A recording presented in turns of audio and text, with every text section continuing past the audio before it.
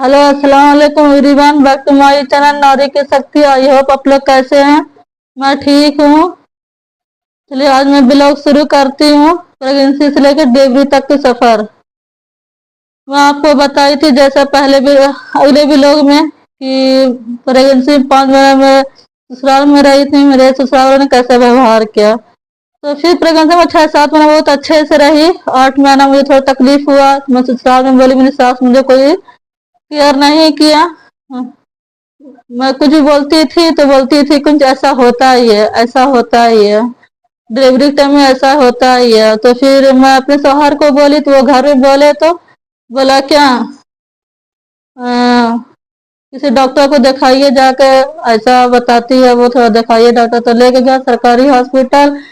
तो मुझे ब्लड की कमी बताया गया। चेकअप उकअप होने के बाद, ब्लड जांच होने के बाद, तो थोड़ा सा ताकत खाना वाना खिलाइए सही हो जाएगा। तो फल फ्रूट खिलाइए, चुकंदर चुकंदर का जूस उस पिलाइए। तो सास में जब वो घर में बोला तो ससुर ने बोला अभी चुकंदर महंगा है तो बाद में खिलाएंगे। चलो कोई बात नहीं, क्या डिलीवरी के बाद इंसान खिलाता है, क्या जब अभी खिलाना है वो तो नहीं खिला रहा।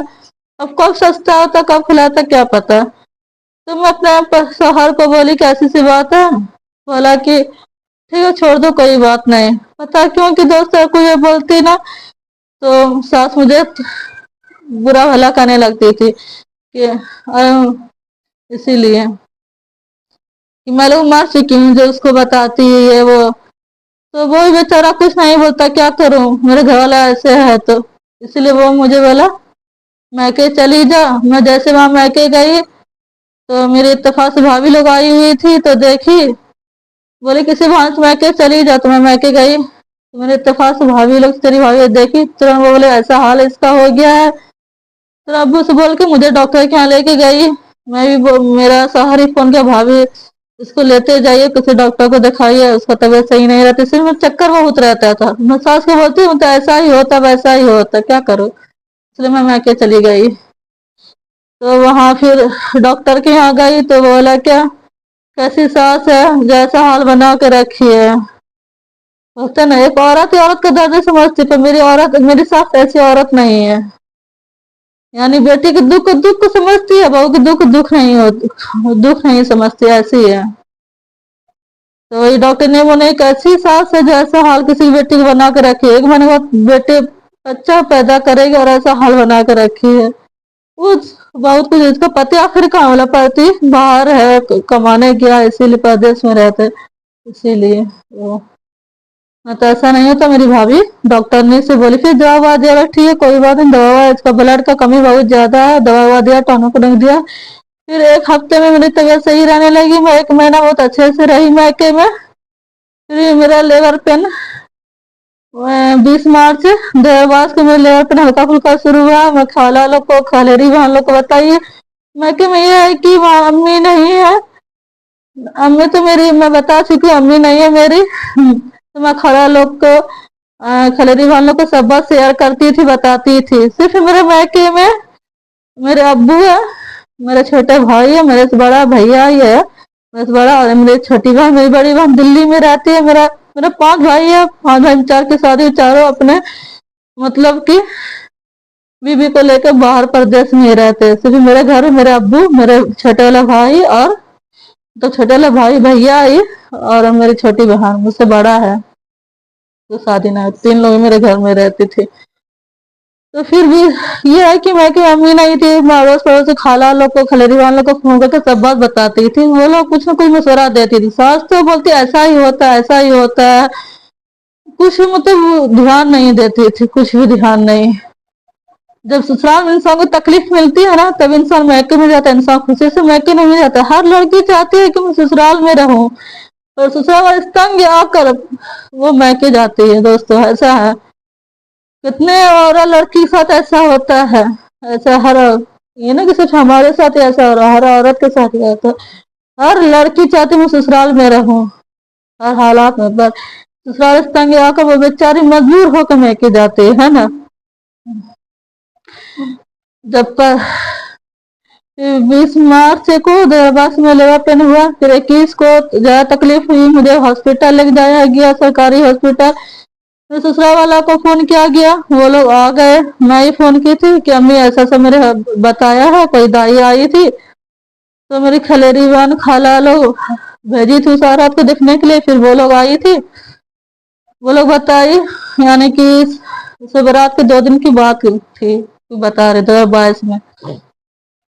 तो वो लोग बताई कि इसका डिलीवरी होगा, तो खाला लोग फिर खलेरी वालों मुझे हॉस्पिटल लेके गई।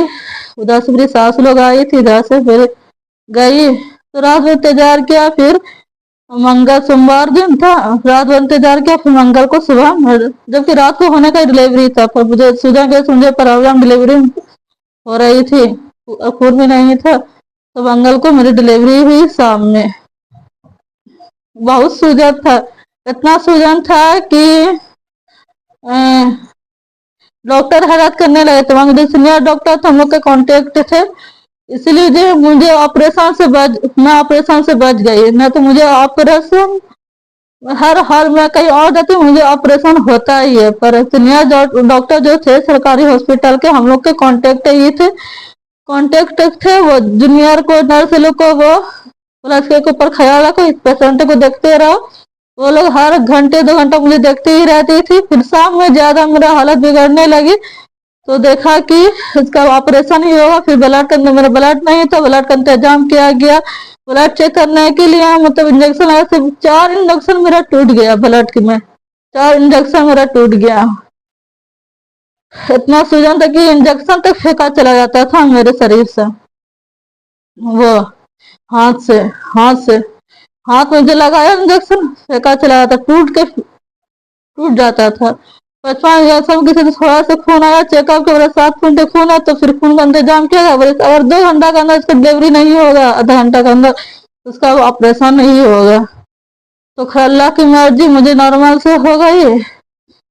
फिर पर सब इंतजाम हो चुका था, ऑपरेशन का सब सामान, ब्लड सब तैयार रह चुके थे। कोई मैं ससुराल के गांव के ही लोग थे, जो वो हर किसी को ब्लड देते, उसको फोन किया, बोला ठीक है मैं दे दूंगा। वो आया, ब्लड दिया, वक्त चेंज हुआ ब्लड। फिर मेरा यानी ऑपरेशन का सब चीज डॉक्टर बोल दिया था कि अगर आधा घंटा के बाद अगर इसको नहीं होगा तो फिर इसका ऑपरेशन किया जाएगा। तो ब्लड दिया, तो फिर अल्लाह की मर्जी, अल्लाह ने मुझे ऑपरेशन से बचा लिया। बस 1 घंटा बाद का तो टाइम दिया था डॉक्टर पर, आधा घंटा के अंदर मैं नॉर्मल से हो गया। दवा, इंजेक्शन, ताकत का सूं पड़ा। बस बहुत खुशी हुई, मैं हर दुख भूल गई। फिर मुझे ब्लड की कमी हुई, ऐसे मुझे ब्लड चढ़ा। मैं लेबर रूम में अकेले ही रही, मेरे साथ कोई नहीं रहे। बोलते ना दोस्तों, इसके पास माँ नहीं है, सब शहर साथ में नहीं है, कोई इसके साथ नहीं रहता। सब बच्चा, मेरा बेटा हो तो सब उसी खुशी में रहे, सब लोग उसी खुशी में रहे। और वो लोग भी क्या करते, थकावट वजह सो गई, मैं अकेले लेबर रूम में, और सिर्फ 2 नर्सें थी, मेरा ब्लड चढ़ते रहा। यहाँ तक कि वो लोग सोई हुई थी, मैं जो रूम आई, मुझे जो रूम मिला था, तो मैं खुद अकेले आई, ब्लड चेयर पे चढ़ बैठ के नर्स मुझे लाई, क्योंकि लेबर रूम में फिर उसके बाद दूसरा डिलीवरी होता है ना। लगा तो सब फिर जाग गया, बस तुम क्या कर, आप लोग कोई गए ही नहीं तो क्या करते, आ गए। फिर 2 दिन के बाद छुट्टी मिला, मैं घर गई, मैके गई। बस मुझे बहुत खुशी मिला, मैं बच्चे की माँ बन गई थी। मुझे बहुत खुशी मिला।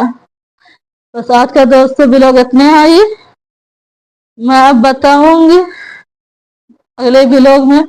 बस आप लोग मुझे, मेरे ब्लॉग को सब मुझे सपोर्ट कीजिए, आप लोग मेरे फैमिली है, आप लोग मुझे सपोर्ट कीजिए, मेरे चैनल को सब्सक्राइब कीजिए।